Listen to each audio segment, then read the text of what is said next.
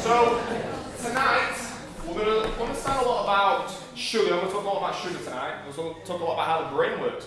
But whatever addiction you just shared with your people next to you, then the technique you're going to learn tonight, you can work on any addiction really with it. I've talked to a few people tonight about what the technique is. This does work because I personally use it now. And if anybody knew me from years ago, I used to drink relatively quite heavy. The more I look back at it, it was heavy drinking. It was 4 nights a week, heavy.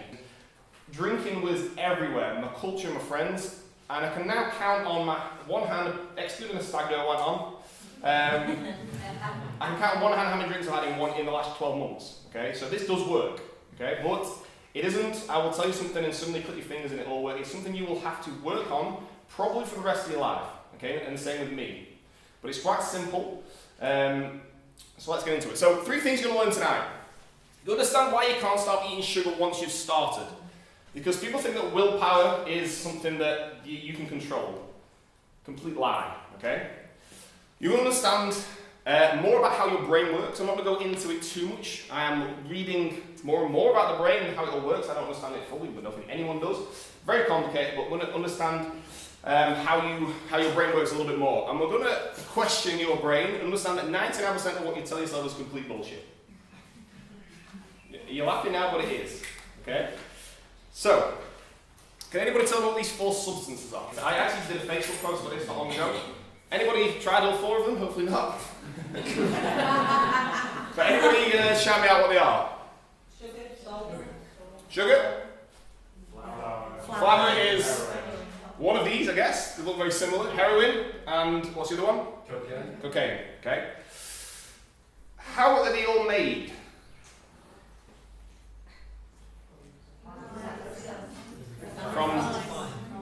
Refined from plants. All of them are made near enough the same way. Okay? All the original ingredients of all these things don't affect the body the way they do when they're refined. Okay? So the cocoa leaf, the farmers of the cocoa leaf used to chew on them, and they give them mouth them a little bit, normally give them a tiny little bit more energy. That's what they did. But they didn't get off the rock and start fighting people in the club at midnight. Okay? So when something is refined, man-made, it will change the chemical chemical stuff of it. You know what I'm talking about. The properties, that's it. So it'll change that a bit, and then it affects the body very differently. So sugar is refined, and we are not designed to eat sugar in its simplest form like this. Because who refined it? We did. We refined it. So when we refine things, you don't find them in nature. You don't find the sugar in nature. Okay. Okay, we're going to talk about the brain a little bit. This is the part of the seminar that is a little bit complicated, and I'm not going to drill this down your neck, I just want you to understand it, okay? So dopamine is a chemical which is produced in the same part of the brain that is connected with the reward system, okay? The red areas of the scan below show where dopamine is present, more in a normal brain. When we eat something that we find delicious and feel rewarded, our dopamine levels spike, okay? Normal brain. We haven't got a normal brain. One person. We don't know, actually. We don't know. A cocaine brain and obese brain. So when he says cocaine and obese, this is using cocaine on a cocaine addict and sugar on an obese person. Okay? So how does their brain react when they have either of those things?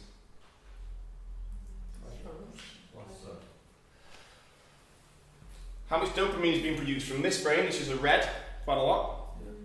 How much is here and here? Okay, read the bottom paragraph. Okay. The only way an addict can get a dopamine spike is by anticipating a reward.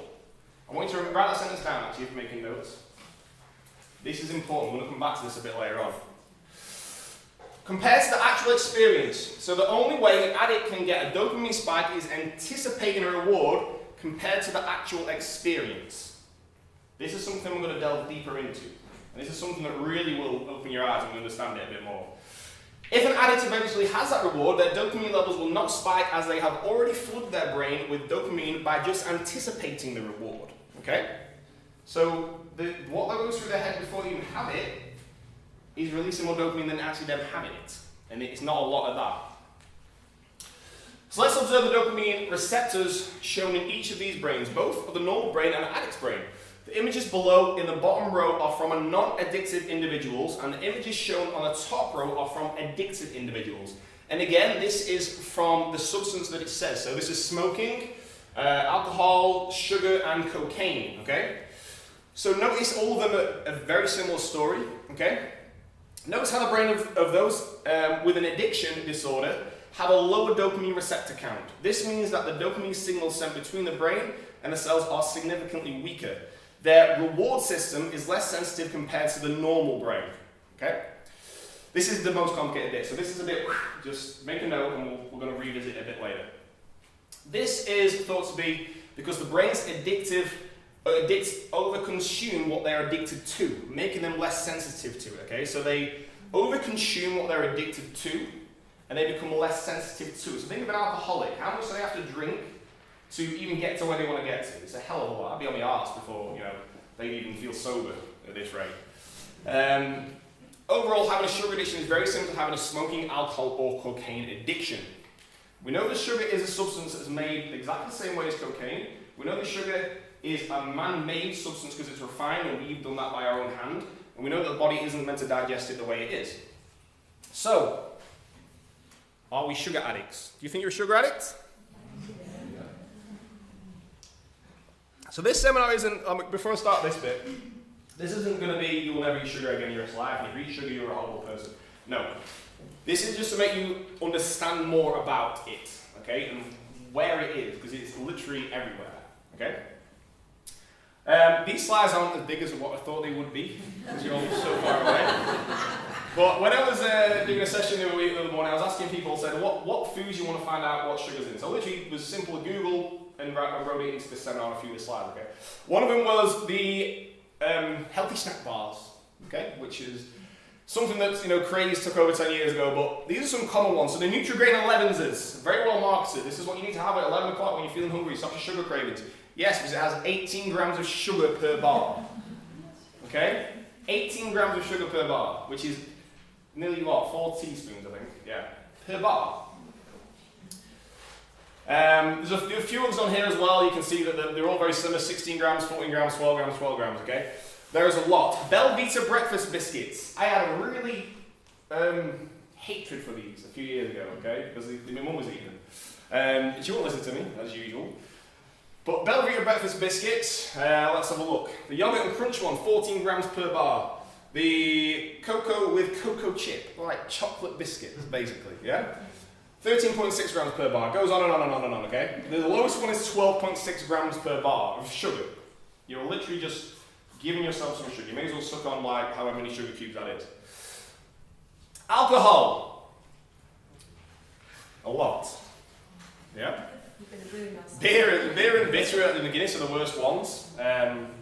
This is a really unclear slide, so you won't be able to see a lot of the back. It's even unclear from where I'm standing. But there's a lot of alcohol and sugar. Actually, red wine was the lowest. That doesn't mean go home and neck a bottle of red wine after this, okay?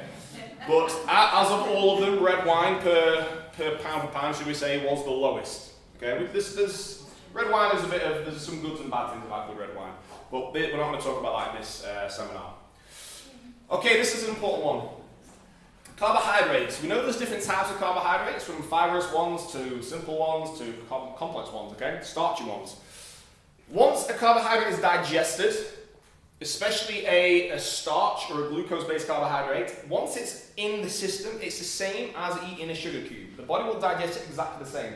So the piece of bread that you're having, compared to a sugar cube, once it's gone through, your body will digest it exactly the same and it will affect the insulin the same.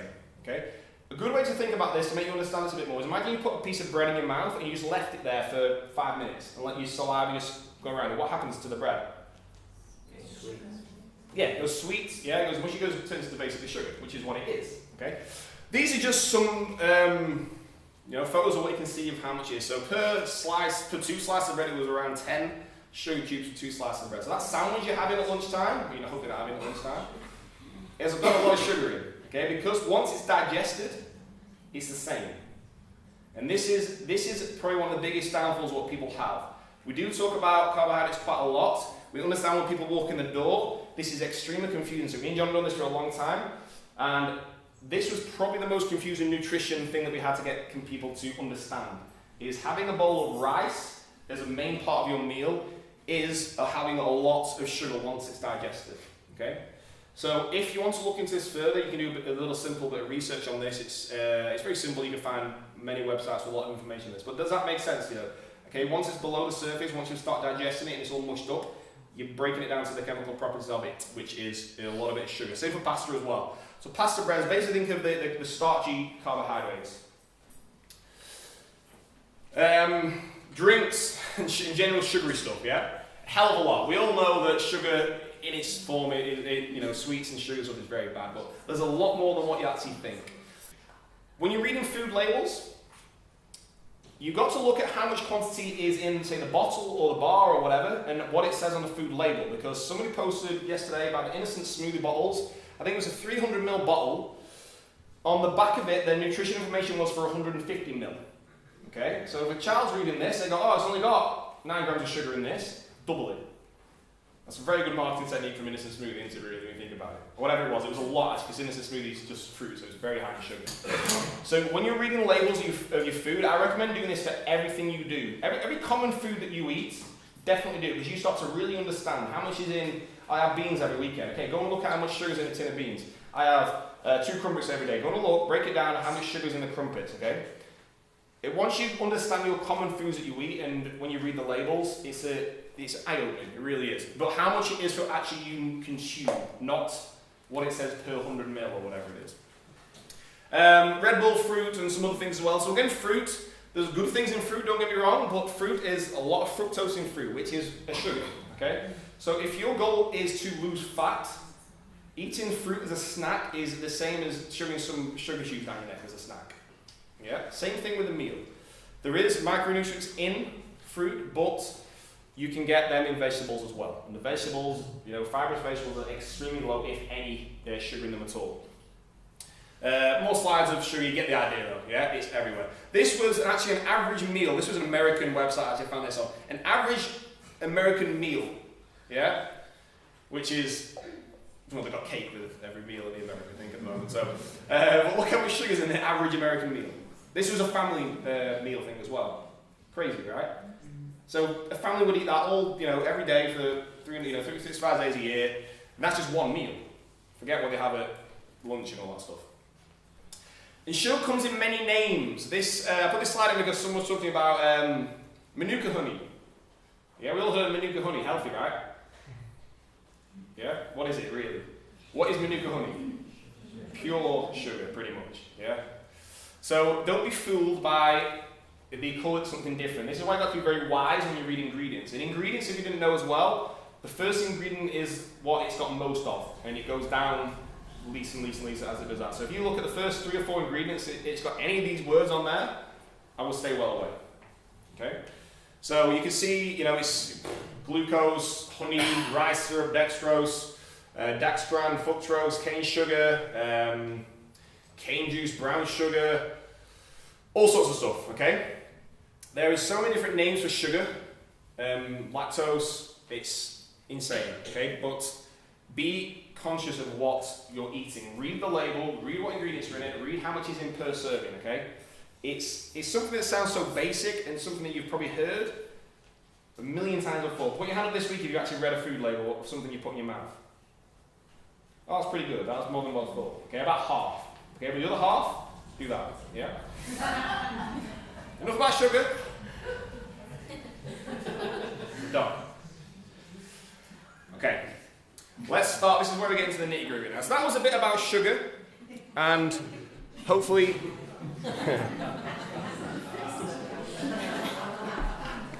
Hopefully you understand a bit about sugar, but this seminar isn't just about sugar. This seminar is about understanding what happens in your brain when these things that keep stopping you from getting results happen. So let's start from when it all goes wrong. The advert. Write this down. In big letters, the advert. This is really important. I want to spend a bit of time on this slide actually. What's your addiction? That, okay. You really want a glass of wine now, don't you? Yeah? Your mouth's watering. How does it taste? Well, it always tastes good. How do you feel? Yeah? What's going to happen over the next hour when you're drinking this wine?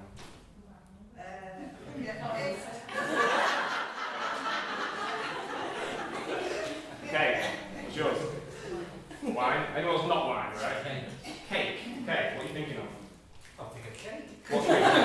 What image have you got? Every single person now in this room will have an image of their addiction. Sponge. Okay? It might be something like this. Sponge cake. Okay? How does it look? Gorgeous. Is it a big piece? Oh, it's massive. It's cream all over it. And how do you feel when you're eating this? Sugary. Sugary. Feel good? Feel amazing? Yeah. No, Okay, anybody else want to share their addiction? Chocolate. Chocolate. What's your image? Big bottles like a dairy milk. Dairy milk. Big one. Big one. How do you feel when you're looking at this image? Sorry? How do you feel when you're looking at this image? Childhood memory, actually. Yeah. Because we were rewarded with the things, remember? I'm too old. The penny bars of chocolate, the old penny bars of chocolate in the flavor. No. Those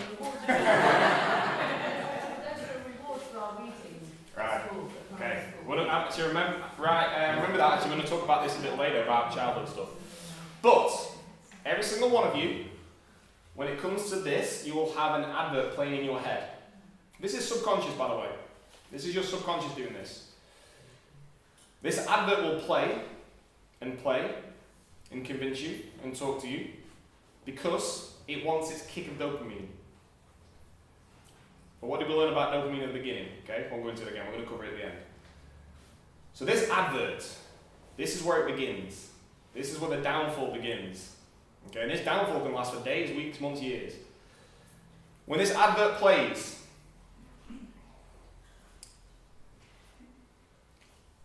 you're playing the advert, aren't you? You're laughing. So, I really want that wine now. Okay? When the advert plays, it's telling you these things. We're going to talk about wine, because we talk about sugar, we want to talk about wine, but this is the same for anybody. Like I say, what happens when this advert plays? It's going to taste great, this wine, I can't wait. I'm going to get absolutely smashed. I'm going to just love my partner, we're going to have a really good night. We're going to end up having wild sex, it'll be great. Get the whips out and stuff. And I feel really relaxed. It's not just a hard day. Yeah? Same thing in your heads? No? But it's going to play you something, right? Maybe the chocolate thing and maybe the cake thing. But it's playing you what's going to happen. This is anticipating the reward. What did we say at the beginning? The anticipation is what's releasing the dopamine, or trying to release the dopamine if you've got any left. Okay? So this is where we're at. This is the beginning of where we go down for. Okay? What's the reality of this advert? What's the reality of the wine? What's the reality of the cake? What's the truth behind all this? Because that advert was complete and utter lies. I don't even own a whip. Okay? So what happens? When's the last time this advert played and what happened to you? If anybody has something similar to this happen. Okay? Anybody want to share?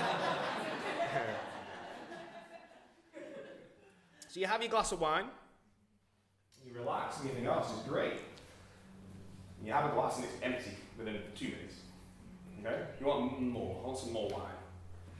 I want some more and more. But at this point, when you've had either 2 pieces of cake or 2 glasses of wine, you're still anticipating what this advert told you. This advert told me that I'm going to feel great, I'm going to be having a laugh, I'm going to be doing all these fun things, but yet, I've not got that feeling just yet. So you have a 3rd glass, or you have a 3rd piece of cake, or you have something else. Yeah? And you've still not got that feeling, you've still not got that, well, yeah, an hour ago, I was meant to be having wild sex right now with my partner, now she's in a mob and pissed in the corner. Yeah? So, did your brain lie to you? Yeah. Of course it did. Because the brain is lying to you subconsciously because it wants its kick. It wants its kick of the substance that we're not designed to have. Because we're not designed to have it. We made alcohol, remember. So, at this point, when the advert's playing, it's a little bit like this. It's like a devil angel on your shoulder, okay? And you try and fight it with willpower. The devil's saying, go on, have it. Go on, oh, it tastes so good. You feel great. You have a great night. You're going to get drunk. And you're going to have a wild party and all this stuff. You worked hard all week. You're tired. All this. This is the devil. And the angel's going, oh no, I've got to go to the academy in the morning. Yeah? Who's going to win that argument? Because you're trying to fight this with willpower. Okay? I'm a big fan of the willpower does not exist. Because if you live to that rule, you don't ever try and rely on it. Research actually shows you've got around 15 minutes of willpower in a day. But that 15 minutes is going to run up really quick. Yeah? Especially with that bottle of wine staring at you in your face. Don't rely on willpower. Like I say, if you follow the rule of willpower does not exist, you're going to get further. If you still try and rely on it at any point, you're not going to get further. Okay? So, back to slide 2. The only way an addict can get a dopamine spike is by anticipating the rewards compared to the actual experience. So the anticipation of the reward, the advert was running through my head, all these things that are going to happen are going to feel great, yeah, it's going to be great, when I have a glass of wine, it's going to be tasty, when I'm watching a great film, it's going to be amazing. Reality is you're hungover in the morning, you had all day in your sleep, you're rough, you're throwing up in the morning, and you can't train that day, okay? That's normally the reality of these things happen. When you're having your cake, the reality is you're going to get a sugar spike, you're going to insulin coma, you're going to fall asleep, miss the film, wake up in the morning with a little bit more fat on your belly. Okay? Reality of the chocolate, same thing. You're going to eat the chocolate, you're going to feel sick because you get the whole bar, wake up in the morning, feel sorry for yourself, do it all over again.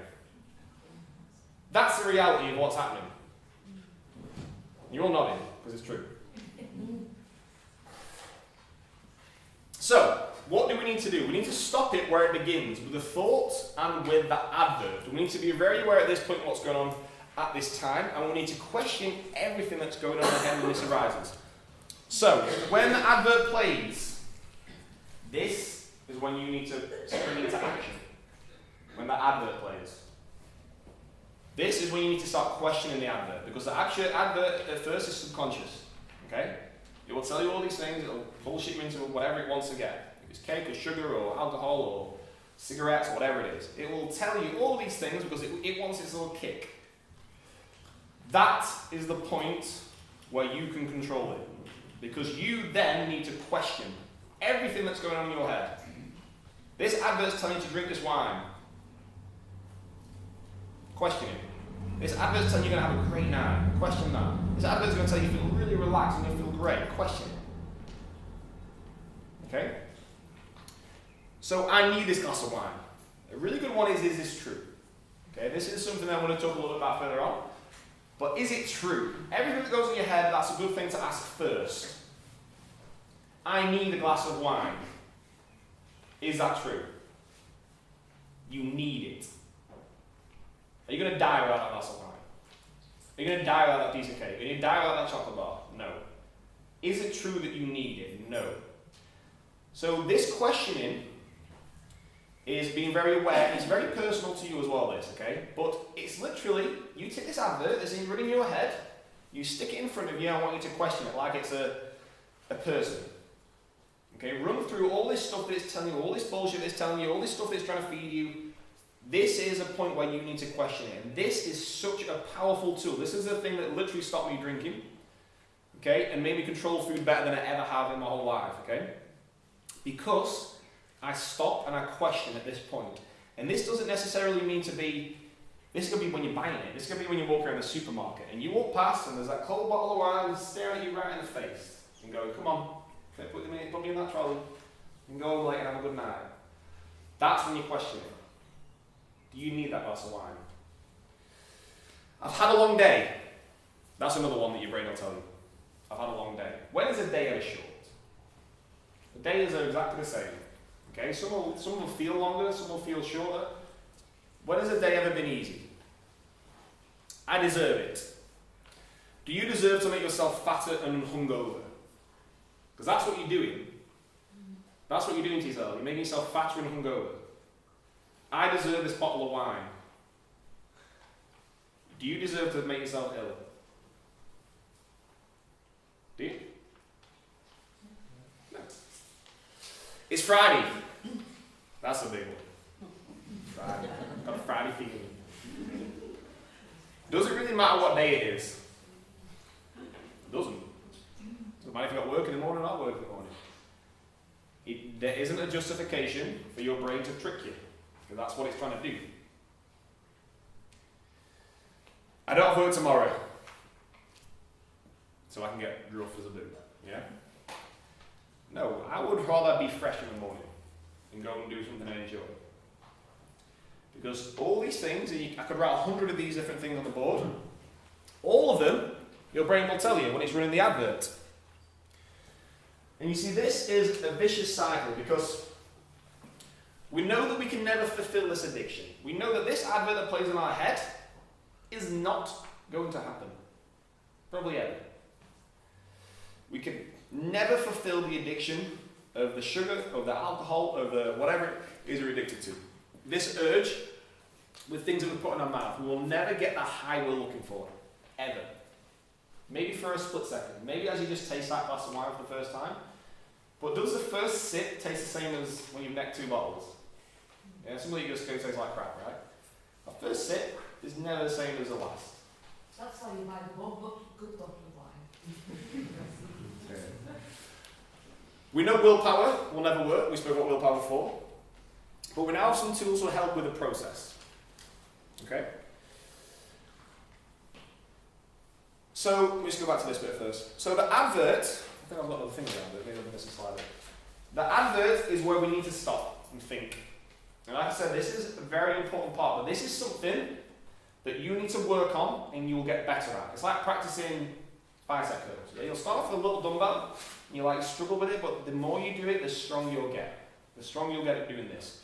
But genuinely, if you can stop and question these adverts, these things that are running through your head, these thoughts, all this crap that your brain is telling you, and question it there and then, I guarantee you will make better decisions than you've ever made in your whole life, without a doubt. But you've got to do it. And it's just being aware, that's all it is. It's being aware of what's going on at that time.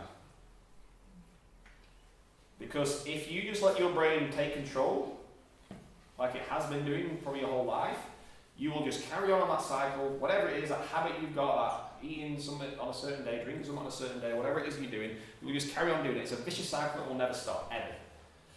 So you need to put some effort in to stop, question that advert. Because you all run it, you all know what it is in your head, you all know it's a lie. Because the advert has never ever come true. I've never seen a man with a top drinking Diet Coke like that and selling Diet Coke, whatever it is, a Diet Coke. Yeah? All these adverts, it literally is like an advert, yeah? That you'll see on the telly. That's why I call it the advert. Some people go to a ghost image, but I think advert rings true to people. So, a lot of these things can go way deeper than the initial thought, though. This is what Kay said. The advert comes up, and it was chocolate, and it was this, and it was beautiful, it was such a large bar of chocolate, it was all tasty, it was going to melt in your mouth. But that can come from a very, very deeper place in you. And it isn't something that I can cover tonight, because you could work on this for a long time. But it can be deep-rooted with us. Most of this is from childhood or adolescence. Okay, a lot of these things are from childhood and adolescence. And it can go very deep and can be very upsetting to question these things that have happened to us or that we grew into habits as kids. But unless you want to fix a problem, you need to go back to the start. The very start. These things will take time to rather, but it can't be done in one seminar. This is something I want you to all write down. I've mentioned this before. Me and John have been on a seminar actually with this lady, Byron Katie. Loving What Is by Byron Katie is an audio book. I would definitely listen to the audio book because the audio book has live, we should visit live with people, basically. Okay, the book, I've got the book and I've got a lot more from the audio book, put it that way. The audio book, Loving What Is by Byron Katie, it's a long one, it's hours and hours long. Listen to it when you're driving, okay? Get through it over the next couple of weeks. The coach that I have, the mind coach, is Byron Katie, kind of the work registered. And this is what she does on me most of the time. There's other techniques as well that she does. There's a lot of things that I didn't think were issues because I covered them up, but they were issues and they all came back from things from childhood. Okay? One that I want to share with you guys was in situations like this, don't get nervous, I never have got nervous talking in front of people, but if you put me in a place, in a room with people that I don't know, from, for example, if I went to join a basketball team tomorrow, right, and there's all these new guys, I would go into a shell. I wouldn't be myself, I wouldn't introduce myself, I wouldn't be who I am. So where does that come from? Okay, this came from when I was a kid, 7 years old. There was 2 football teams around my town. Sorry, 2 football teams. There was 2 around my age, should I say. There was the older boys from the other school and the boys my age from my school. Because my dad was mates with the guy who coached the other team, I had to go and play for them. So I had to go on a football team full of guys who were older than me, who weren't in my school, didn't know anybody. And that's when I went into my shell. Because I didn't know anybody, they kind of secluded me because I was younger. And I was like the coach's mate kind of thing. I got special treatment. So that was the issue that I had from when I go into places that I don't know people. And that was all the way back, I have no idea about that. Okay, so a lot of these issues you can actually work on understanding the barricaded work. So food, drinking, whatever it is, can be very, very deep rooted, and it can be very emotional to work on these things. I actually cried when she did that stuff on me. A grown man crying. Okay, but it works, and I feel a lot better now when I go into these situations. And you know what? When I go to a situation now like that, what I tell myself is I want to become the boy who was with his own mates. That 7-year-old lad who would be himself, a little fucker at that age. Yeah, that's who I become when I'm with new people now. So again, it is very deep, it's very interesting. Well, this is the stuff that can really get you over the bigger issues. But there's no reason that the technique about the advert will work as of now. Okay? So we know that the dopamine doesn't give us enough of a kick. The anticipation does. When before you have a glass of wine, like, you know, they're feeling good, oh, it's going to taste great, I can't wait to have it, it's going to be amazing, or the best night ever. That is the biggest high you'll have. Yeah? That's the biggest high you'll have. And what happens after that? You never get that high, and that vicious cycle of the addiction, the sugar, the overweight, or the unhealthiness will continue and continue and continue. But what actually makes us happy? What actually will release real dopamine in our brains? Because we can't fill the addiction and our highs from what we put in our mouths. Write that down. We cannot fill our highs, okay, from what we put in our mouths. But again, being aware, stop and actually, what makes you happy? Somebody tell me what makes them happy. Genuinely. Sorry? Fell ring. Great. Yeah, that's exercise, how the body get out of it. Dogs. Dogs. Yes. Dogs, yes. Dogs make me very happy as well. Dogs make me happy. Anyone else? Playing music. Playing music. Perfect. Yeah? Anyone else? What makes you genuinely happy? What really makes you feel good? What makes you have, like, sometimes feel like a sense of achievement? Kids. Seeing kids happy. Yeah? And your kids happy.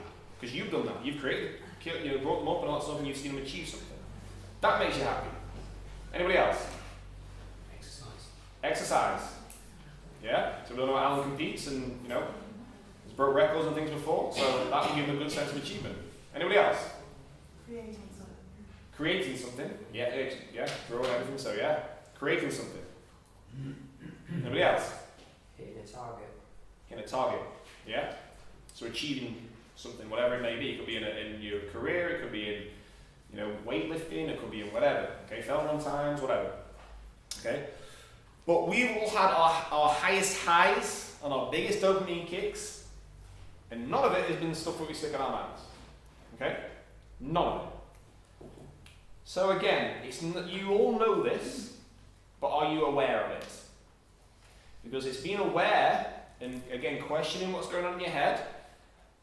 So for example, when this advert starts playing, glass of wine time, come on, it's Friday, it's 6 o'clock, glass of wine, come on, you need it, you need to get that kick, you need to get that dopamine, come on, we're going to have a great night, you're going to have wild sex, and everything's going to be amazing. Question. Okay. What's actually going to happen if I have this wine now? What's the reality of this wine? I'm going to have the first glass, I'm going to have the second glass, because I don't feel anything. I'm going to have the third glass, I'm going to feel rough, I'm going to argue with Mrs. when she comes in.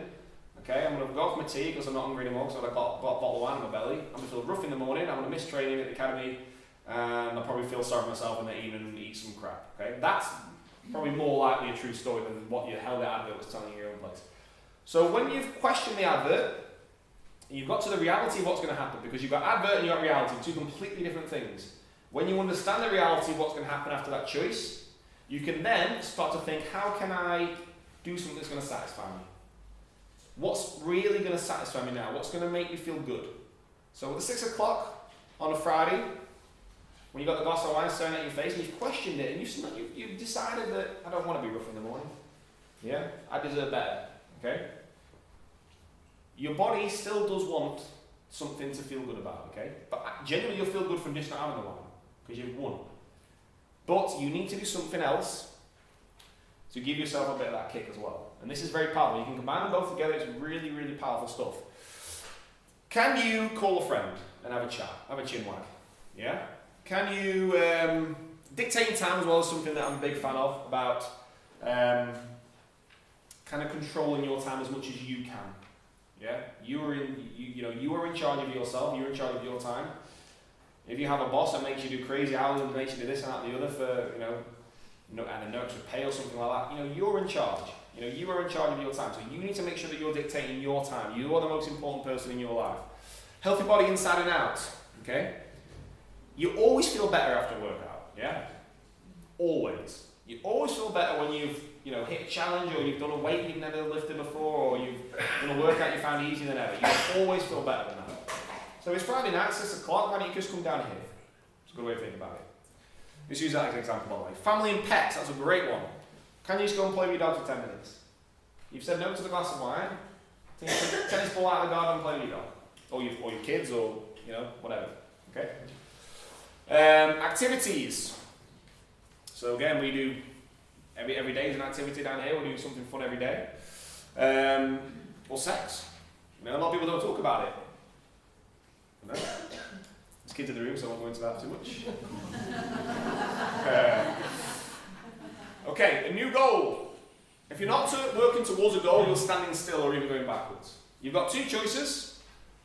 You either go forward or you go backwards. There really is no standing still. There's no standing it exactly still. Every day your body is either losing or gaining fat, even by one cell. Okay, it will never have exactly the same amount of cells when you go to bed, one day to the other. You'll always be losing or gaining fat, okay, and muscle. And every other cell in the body, bone, hair, and all that stuff. Okay, so if you're not working towards a goal, you're probably going to go backwards. And this was one of the main reasons why I wanted to put this seminar on, because a lot of the people have been coming here for a long time, they achieve good things, but then it starts to creep back in again. And that's such a common story as well. It really is with people. So, we're recording this, and I want every single member to watch this, because that's such an important thing to have in your head. What are you working towards now? What are you working towards now? Getting back to the weight towards before Christmas. Okay, good. It's a goal. But it's a goal that was already achieved before as well. Okay? But again, it's still a goal. What are you working towards now? What's about? Good. What are you working towards? 100 kilograms. 100 kilogram deadlift, yes. Ben, what are you working towards? So he stood still, all going backwards. Okay. You feel like you're still going backwards right now? Okay, good. There's no goal. Everyone's avoiding me now. How are you working towards? What are you working towards? What are you working towards now? Both of you. Don't know. Anybody else? Anybody else put your hand up if you don't know? Like, you don't know what you're working towards? Don't know. Quite a few of you. Okay. So, for me personally, I don't want to make this about me, but for me, when I had a goal to hit with weightlifting, it made everything else more focused. And this isn't for everybody. I'm not telling anybody to go and do a weightlifting thing or focus on weightlifting. But for me, that worked. And you need to find something that works for you. But we're going to introduce something new to the Academy. The Golden Panther. Ooh.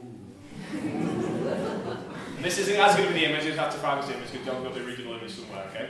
The Golden Panther. People hit Black Panther and that's a good achievement. You would have to do 8 months of consistently going forward with your fat or weight loss and improve on your fitness, as we know on the Ninja test, okay? Good achievement. What we found with the advanced Panthers is some people really struggle with certain exercises, okay? You can still achieve those, and they also will be achievable, but this will be achievable for anybody, okay? But we're not going to give these away. These are going to be very difficult to get.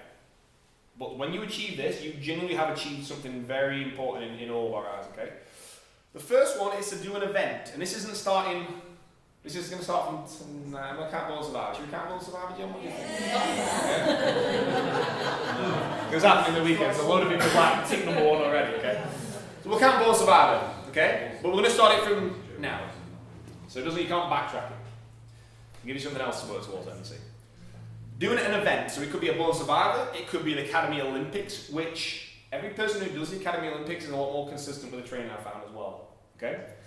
It could be, I don't know, powerlifting competitions, whatever it is, okay? An event that is something you have to train for. It could be the London Marathon or something like that, okay? Something that, an event, a true event. Something that genuinely we like to do it inclusive with the academy, okay? But an event, an academy event, yeah, so you get the idea. Don't just go and do something random in the middle of nowhere. Oh, I've done this.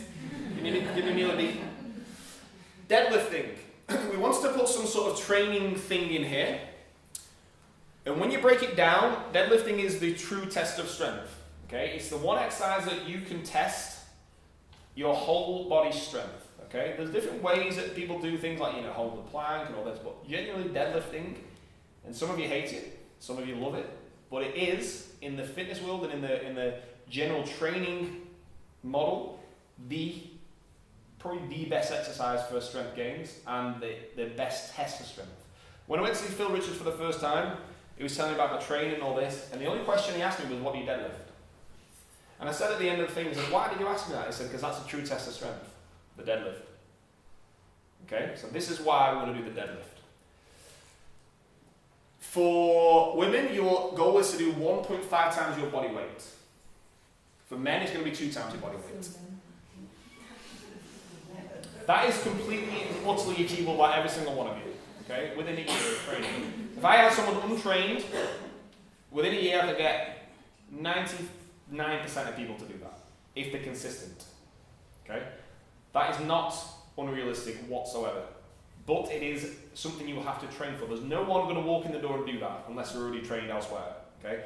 I don't want something that you can just turn up and do, okay? I want something that you're going to have to train for, okay? Third one, sustain 20% for women or 15% for men or below for 3 months. So it's a healthy body fat percentage, not the elite body fat percentage, should we say. Because 10% is a great goal for a man, but trying to hold 10% is very difficult to do. I've tried. Yeah? 15% though is healthy. If you're above 15%, you get into an unhealthy range, you see. So we want to do something that is for your health. The best way to measure your health, then this way would be through that. The simplest way, should we say. Okay? Because if we did weight, then, a lot of people weigh different ways. You've got more muscle mass, more bone density and all that stuff, okay? So you need to sustain that for at least 3 months. So if a man is 22% body fat, for example, okay? They're coming through, our door. I want them to get down to 15%, okay? Because that is better for us, it's better for you, it's better for your family, it's better for everybody, okay? There's no point a man still consistently being at 25, 30% or whatever. He's very unhealthy, genuinely very unhealthy. Remember, for every pound of body fat extra you have on, your heart has to pump another half a mile. That's a lot of pressure on your heart, yeah? So this is why a healthy body fat percentage is something I want you all to achieve. And there's no reason, with the special technique you just learned tonight as well, something you're going to put into practice, that you can do that. Okay? So that is something that you can achieve as of now. Everyone's going to go and try and deadlift all the way on it. Sound good? Yeah? Yeah. The last thing, a few people ask me about extra help. Okay, we do run small group training here, and I'm doing a bench course at the moment. John's on various, body transformation course, etc. This isn't something I'm guaranteed to put on, but if there's enough interest, I can do it, because this is something I did with Phil Richards 2 years ago, and I've still not used the techniques yet. If there's enough interest, and then I think inbox me after, don't ask me tonight, I'm going to eat some food. I would run an 8-week body composition course at a small extra cost. We're using my ketogenic breathalyzer. This thing does not lie, which is what I like about it. There is no bullshit in this, okay? And it was a lot of money, this breathalyzer. I'm still not using it yet. So the ketogenic breathalyzer will tell you if you're burning fat or not, basically. Okay? Because if you've ate sugar all day, you're always running off that sugar for starters, you get on that breathalyzer, it's going to blow that you are not burning an ounce of fat. Okay? But depending on what colour it'll blow, it'll tell you if you're burning or not. So the idea of the breathalyzer, it's a very strong accountability tool to tell you, are you burning fat or not? Yeah? I would do this once a week, breathalyzing you all. It sounds really tight. An hour session working on body composition work next door with 3 mini sessions attached that you can do after the GTPs. You can do GTP sessions, don't do the finisher, go next door and do a mini body composition. I say 20 minutes, it'll probably take more like 15. So you can do that in every session you would do. Maximum you're going to come really is 4 or 5 times a week, okay? That isn't something I'm guaranteed to put on, but if there's enough interest and people want to do something like that at a small cost, just inbox me tomorrow or whatever, okay? And I'll see if there's enough. So, let's recap. The advert. Sounds simple, right? And we had a bit of a laugh about the advert at the very beginning. But that is the biggest lie that your body will tell you. That your brain will tell you, sorry. It is a complete and utter lie, what it's telling you. And once you understand that, it is literally like a weight's been lifted off your shoulder and you can see it again. Okay? Like I said with me, this is something I'm very conscious of all the time. When I'm eating, when I'm making food choices, when I'm buying food, when I'm drinking a liquid, whatever it is, I'm always just very conscious of what's going on in here. Because we all know this controls everything we do. Yeah? We all know our thoughts control everything. And our thoughts can destroy us. But if we can start controlling the thoughts, you can control everything in your life very easily. But it takes time, it takes practice. This is something I've been doing for months and months and months, probably over a year now. Being very conscious of this. And at first, it was very difficult to do. I'm not expecting any of you to go home tonight and just be perfect at this. But what I am expecting you to do is work at it. And challenge everything that goes on in your head, especially when it comes to these adverts popping up. And it could be when you're at lunch at work and there's pizza on there and there's whatever, chips and all this, whatever it is, okay? And there's also a nice chicken salad or something on the other side. Because when you look at that pizza, what's your brain telling yourself? What can you imagine now? You're looking at a pizza. Yeah? What's the reality? How are you going to feel after you eat that pizza? Yeah? Bloated, lethargic, your insulin's going to go through the roof. So you're going to feel tired. Yeah? An interesting story is the last time I ate a pudding, which was, I think it was New Year's Eve or something like that. The advert ran through my head that it was a special day and I'm going to have this pudding and I'm going to feel great. It was spread and butter pudding, never had since I was a kid. My mum used to make it. It's going to be amazing. I'm going to have bread and butter pudding, I've had it for years. Right? I had a double portion of it with a load of cream and I ate it and I fell asleep. Because my insulin was so high, I would miss a whole film. We're watching, I can't remember watching. Miss a whole film, woke up and I felt groggy as anything. That genuinely happened to me, right? And that's the last time I ate. And every time I think of pudding now, I think of the reality of actually what happened. What happened last time this happened to me? I fell asleep because my insulin was too high. I felt like crap. And the next day, I have migraines if I have too much sugar as well. So 2 days later, I had a massive migraine. Yeah? I have like no tolerance as well to sugar. I got my blood tested, I've got none, I'm rubbish. So, that's meant to say thoughts, so I can't spell. So the thought, so the advert and the thought, okay, these are two combined things that you've got to question at all times. What actually makes you happy? You need to fulfill this gap because you will never make yourself happy sticking things in your mouth, okay? That sounds a bit dumb. Work on the deep reason behind this. It's something that all of you can work on in your own time. Okay, I hired a work coach to run through this with me because because of my dyslexia, I really struggle switching words around. And if you understand the Byron Katie work, a lot of it is about switching sentences around. Okay, I really struggle with that, so I had to get someone else to talk me through that. And you know, get the hang of it now, but I still like someone to do it for me. You know what I mean? Talk me through it because I get it a lot quicker when they talk me through it like that. You can hire work coaches as well. on thework.com or whatever it is. If you Google it, you'll find it. But I would definitely go the audiobook first and understand the principles of it all. That is for the deeper thought, the deeper rooted things that are going on, where it comes from. Because if you can fix something like that, it literally is life changing. The alcohol thing with me, all that stuff from childhood, from growing up in the pub and the family and the friends and all that stuff, genuinely I feel like I've got 100% control of that now because of these two things I've just shown you tonight. So it isn't just something I just read in a book or whatever, this is something that I've personally taken on board and conquered. I really do feel like I've conquered it. Okay? So, this doesn't mean that I will never drink again. I'm going to Hamburg for 3 days with Rick in the summer. I genuinely will have beers every day. And I'll enjoy it because that's my choice. But that doesn't mean when I come back I'm going to carry on. And I probably won't have a beer up until that point. So it doesn't mean that you don't have to do whatever it is for the rest of your life. It just means you've got control of it. And that is so powerful to do. When you've got control of the sugar, the food, the alcohol, whatever it is, it's amazing. It really is a good feeling. And of all the things I've ever studied, done, the courses and stuff, this is by far the most powerful and the one that gets you best results.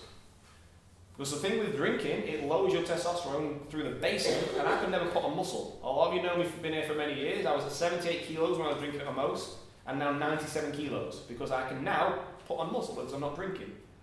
Yeah, and I'm eating better as well, obviously, I'm training better. But you're not going to put on any muscle when you're drinking, okay? And you're really going to struggle to lose fat because your estrogen is going to go through the roof, your testosterone is going to go through the basement, and you're full of sugar. That is a recipe for fat gain, especially in feminine places like your arse and things like that, your chest, okay? So, I'm going to start today. Yeah? New Life, Chapter 1. Control your thoughts and be conscious of what's going on in here at all times.